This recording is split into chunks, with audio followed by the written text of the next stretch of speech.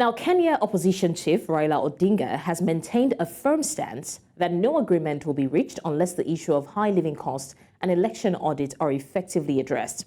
He was speaking in Mombasa during an event where he accompanied the governor, Abdul Samad Nasir, for the flagging off of medical supplies at Port Reitz County Hospital. Now, Odinga expressed concern over the continued hardships faced by Kenyans. He further highlighted the persistently high prices of essential commodities like maize flour, fuel, sugar, as well as electricity.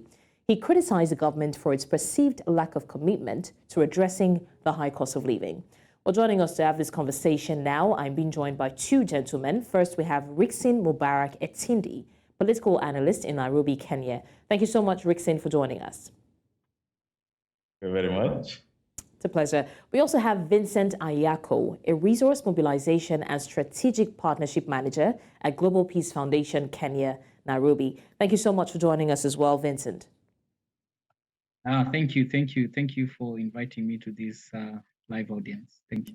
It's a pleasure. All right, gentlemen, let's go straight to the conversation. Rickson, I'm going to start off with you. Now, we understand that Kenya is currently facing an economic crisis, which has been going on for a while now.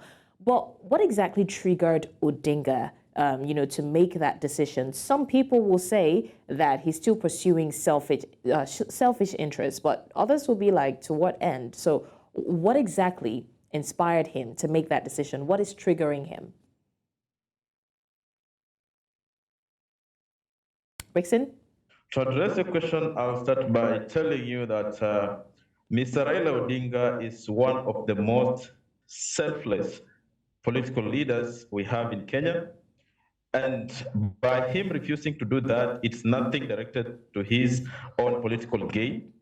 If we can say that he's maybe looking for, let's say, power or money, he has already been in power, he has a lot of money, but he's very keen and feels for the Kenyan people for what we are going through right now. His refusal to sign the pact is because he understands very well that we are in a government of deceit, a government that has a lot of failed promises. There's none of the promises that has been fulfilled. So by bringing him on board, they want, as they go down as a government, they want to have him on board.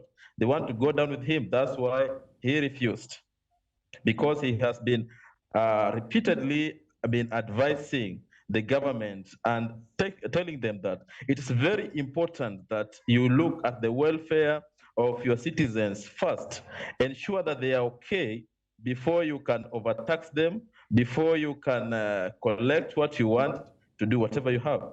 The government say that it's not going to be taking any more loans, but the loans that have been taken in 1 year, they are too much. They are too much compared to the previous governments. We have a president who is always flying, and the trips are very expensive. In the history of Kenya, we've never had a president who has been flying that much, and we are not seeing whatever he's bringing with those travels that he makes. Now, look at also like the First Lady trying to have also a lot of travels outside. But it's not very important, and that does not directly impact the Kenyan citizen. Just a few days ago, we had the Minister of Energy saying that now the fuel might go up to 300 shillings per liter, which is very, very, very much ambiguous. We have never seen that. And if you ask yourself, they are over collecting. Where are they taking this money? So that is why Mr. Udinga has refused to be part and parcel of that. All right. Thank you so much for that, Rickson. Also, Vincent, now we understand the aspect of, the cost of living crisis in Kenya that the people are suffering currently. But why the issue of election audit? What exactly are the primary concerns surrounding the previous elections that Odinga wants to address through an audit? Yeah, so thank you very much. Maybe before I jump into your response, it's good to address the aspect of cost of living. So currently, according to the KIPRA report, a government research entity, indicates that 77% of Kenyans are living below the wage bill.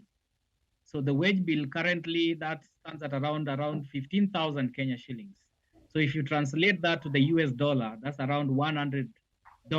So, and half of that, the wage bill, but that majority of Kenya are living, that is 77%. Half of that wage income is going to the household upkeep. So you find the basic commodities, the prices have skyrocketed. The cost of unga, which majority of Kenyans are eating ugali. In Kenya here, we eat ugali, which is made from maize. The 2 kg packet of maize currently is retailing at around 150 up to 190. Initially, it was going even up to 250. So currently, it's going at 250. During President Uhuru's reign, it was at 100 Kenya shillings, the 2 kg packet of unga. So when you talk about the cooking oil, 1 liter is retailing at 160 Kenya shillings. Initially, this was retailing at 110 Kenya shillings. When you talk about 1 kg of sugar, currently it's going at 250 Kenya shillings. 2 kg is 500 Kenya shillings. That was initially 1 kg was retailing at 100 Kenya shillings. The cost of transport, we are looking at now the cost of 1 liter of petrol is 211 Kenya shillings. This was retailing during Uhuru's time, was around 180, 170 there. When you go across in Tanzania here, 1 liter of petrol is retailing at 183 Kenya shillings. So if you look at the minimum wage bill, where 77% of Kenyans are living on, half of it is already being taken by the taxes. And then the other issue of the Ruto regime, you find that they have introduced new taxes. For instance, when you're talking about the housing levy, they have reintroduced another 1.5% to your gross income. So whereby you as an employee, you contribute 1%, the employer contributes 1%. That's already 3% increase on your payslip. And then also look at health, universal health coverage. There is introduction of new taxes of 2.7%. So you find in your basic gross income, already 5% of what you are earning is already being taxed. And yet the government has not increased anything to your income. So that has made life very miserable. Kenyans are feeling so much pain right now. People are dejected. Life has become so difficult. Even in schools, children are not going to school. Majority of parents are not able to afford their children to go to school. So when you look at the Prime Minister, the former Prime Minister, Raila Amolo Odinga, Raila is always considered to be the people's president. People love him. Majority of people love him because Ruto won the election with only 200,000 votes. And he believes that, yes, the Supreme Court was able to provide its ruling on the election and pronounce the current president, William Ruto, to be the winner. But you see, the announcement of the results, the server were never opened. The Supreme Court did not allow the servers to open. The letter came from the Smartmatic, which was an electronic, was in charge of election electronic, whatever, gadgets, the servers. The Smartmatic wrote a letter and said that due to IP protection, the servers could not be opened. So how could the Supreme Court, which is perceived to provide justice, did not allow the servers to be open so that the data could be laid open? So that's why the former Prime Minister Raila Odinga is saying we have to open the server so that we know the true owners, the true winner of the elections.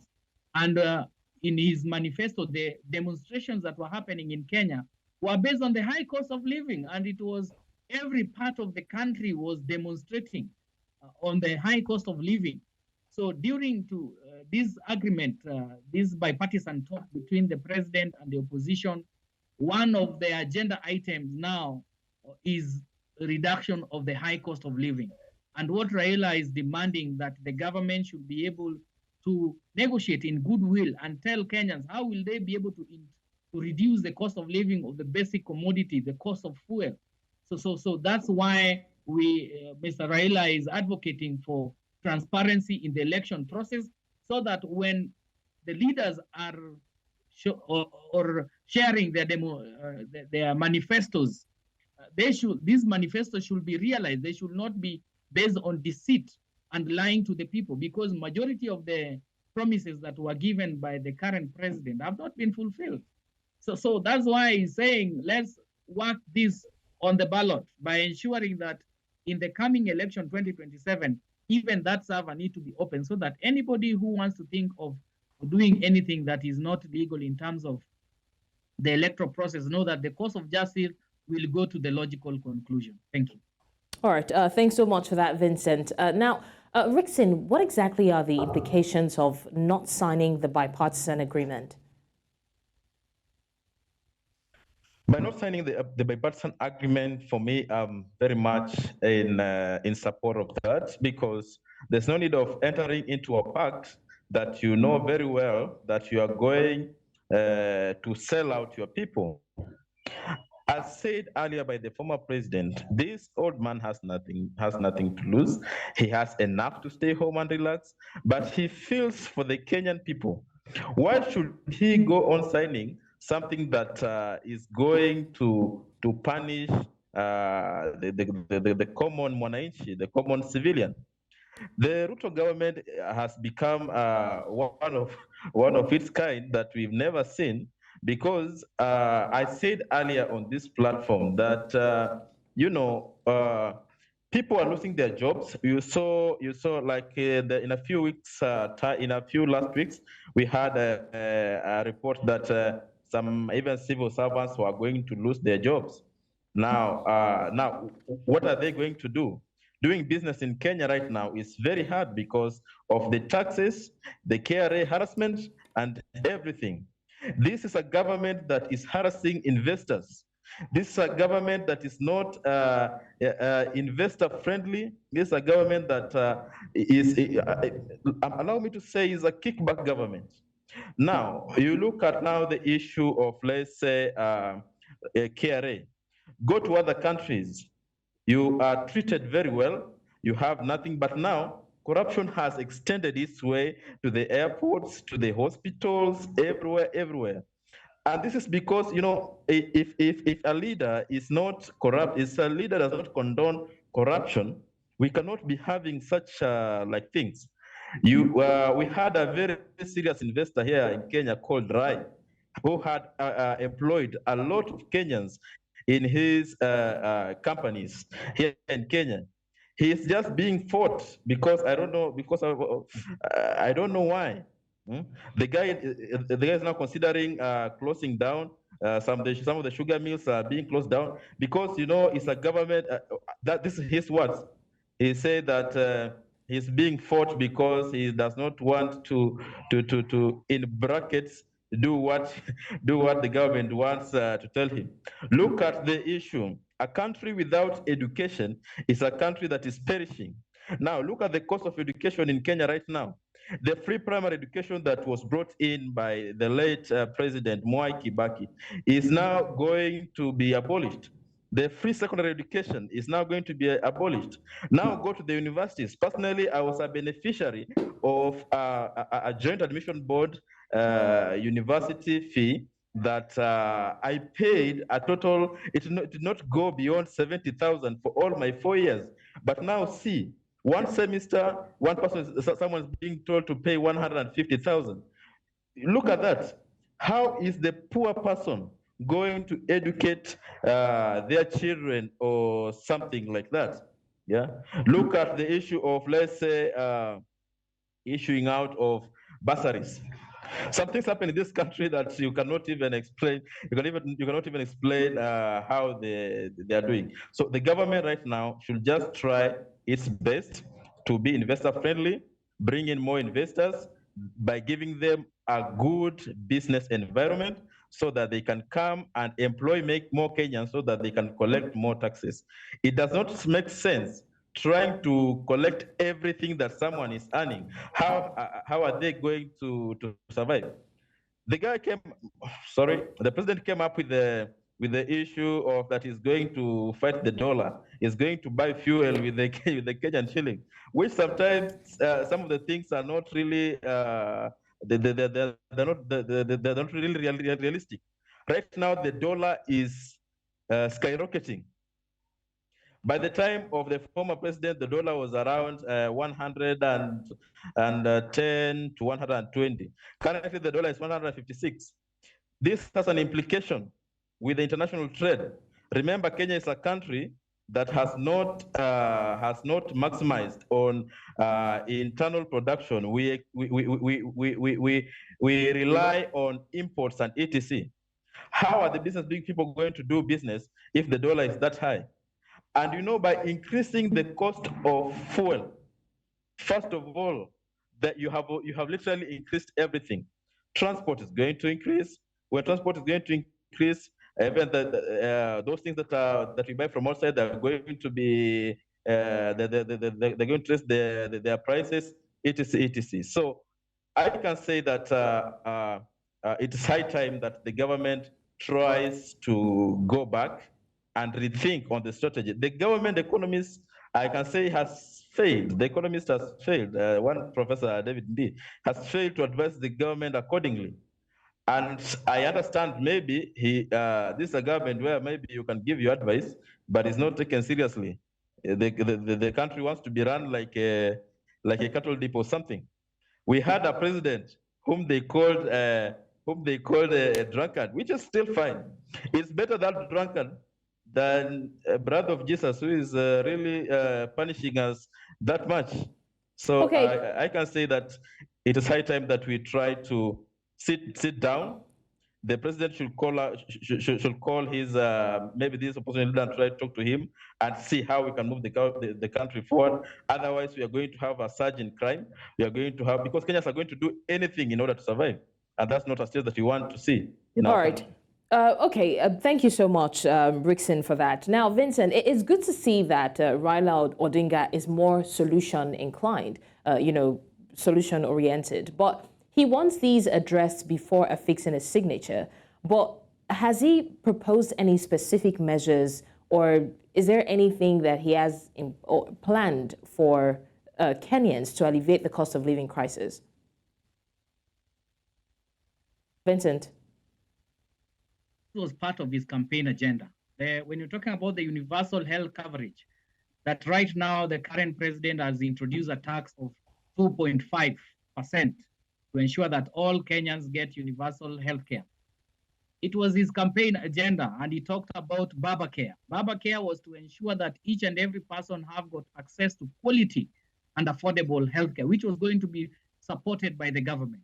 He talks about coming up with economic stimulus, whereby the young parents, the single mothers, those young people who did not have jobs are going to get the 6,000 Kenya shillings per month that was going to come from the government. And he said the government has the money, because he was a former prime minister and he's the one who came up with the initiative of Kazi kwa Vijana and employment opportunity for young people where they could work and be paid by the government. He's the one who introduced the funds for the elderly, where they are getting 2,000 per month.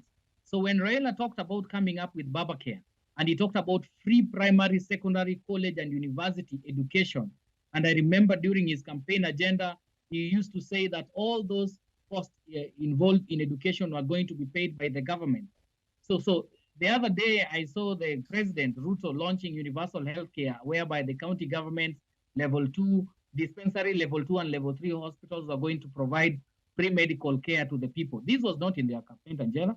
That was a campaign agenda for Raila Amolo Odinga. So this time around, I think the country is ripe, and I think it's a blessing in disguise that Kenyans need to open their eyes, and next time they need not to be deceived by manifestos. So it's high time that Raila should not append his signature on that bipartisan talk report and ensure that the government of the day come up with the ways. He proposed the government remove the fuel subsidies. The fuel subsidies ensured that the cost of fuel was retailing at around 170, 180 Kenya shillings. So it meant that if you put subsidies on the fuel, right now there's no subsidy. That's why 1 liter of petrol is costing 211 shillings. So when the petrol is costing 211 shillings, everything will skyrocket, be it the cost of living. Right now, $1 used to buy 7 units of electricity. Right now, if you buy 100 Kenya shillings, which was equivalent to $1 then during President Uhuru's time. Right now, 100 Kenya shillings can only get you 3 units of electricity, which you can only use within 1 day. So when you're talking about increasing the high cost of fuel, you are messing with the lives of people. You are messing with education. You are messing with the healthcare system. You are basically messing with everything. That's why when you talk about mental health cases have increased, people killing themselves and stabbing their children. We've seen those cases in the media because of mental health issues and depression issues. They are not able to meet. You can imagine you as a parent, you as a single mother who do not have a job, 2 kg packet of unga going at around 160 Kenya shillings, 1 kg packet of sugar going at a cost of 250 shillings, and you are being paid, you are living on 200 shillings per day, which is not even enough to pay for that electricity, which is not even enough to cater for food. So I think it's high time, and we, the people of Kenya, that the former Prime Minister should not append his signature on that. And it's high time when you talk about electoral injustice, people need to be truthful. When you say you are going to reduce the cost of living, it should not only be in your lip service, you need to be able to be sensitive to address the needs of the people, because people have delegated responsibility to you. The Constitution of Kenya, Chapter 1, talks about that Kenyans, the power resides in the people. That power can be exercised directly or indirectly. So in a scenario whereby Kenyans have indirectly given you that power to be able to govern them, you need to be sensitive enough to their needs. And this government is not listening to the people. So we support what the former Prime Minister. Okay, thank you, Vincent. Now, Rickson, how exactly will an audit of the previous elections help to rebuild public trust in Kenya's electoral process? Let's not even talk about the issue of the cost of living crisis now. Speaking of auditing the former election, how would it affect the public's trust in the electoral process? Auditing the previous election results or the servers will increase the trust of Kenyans in the election process, because it is something that every Kenyan knows, that sometimes here you wake up at 6 a.m. to go and vote, only to be wasting your time because the person has already been chosen in a boardroom somewhere, etc. So by auditing the servers, it will help that next time a person who truly wins an election gets to be given that whatever they deserve. We have seen this in so many elections. We can date it back in almost all the Kenyan elections. We have not been able to have a transparent election. And that one can be seen clearly without fear of contradiction. It can be seen clearly. Because if there's nothing to hide, why should you refuse to open up the servers so that we can audit the servers? We had the issue of the whistleblower who came up and said that Raila Odinga won. Well, we are a law-abiding country, and his words cannot count because it must be backed up by the. And the Supreme Court had already announced its stand on the elections, and that's why nothing can be done. So we need to start by these elections by auditing the servers, so that next time we don't get ourselves in the same problem that we are in right now. We saw what happened in Bomas. By that time, I was in Nigeria. I was watching what was happening. What happened in Bomas was clearly shambolic. Everything there, you could see what was happening. Yeah. So by auditing the elections, it will regain the trust in the people of Kenya, that next time you will know that I will not waste my time going to vote, and yet the person has already been chosen by a group or a few people, because the person maybe has his own tricks of getting to where he wants to go. Lastly, I can say that it is also high time that Kenyans learn, because also I can feel that Kenyans have misused Baba Raila Amolo Odinga. They have misused him. Whenever things are tough, we call up on him. Baba, why are you quiet? So blah, blah, blah, blah. And yet, sometimes some of the Kenyans, you will find that they have been planted hate in their head for some leaders. They even don't know why they hate that person. And when things are tough, they want to turn back to him. Even, I can say that Raila Odinga is a person with a big heart, because a normal person will say, okay, you just continue suffering. Right. That's because we end up choosing leaders who are not really fit for that position. All right. I want to use this medium to say thank you to you both gentlemen, Rickson Mobarack Etindi, political analyst in Nairobi, and also Vincent Ayako, resource mobilization and strategic partner manager as well, a partnership manager, Global Peace Foundation in Kenya. Thank you so much for joining us on the show and giving your own opinion on the issue. Thank you once again. Thank you very much for having me. I say thank you. A pleasure.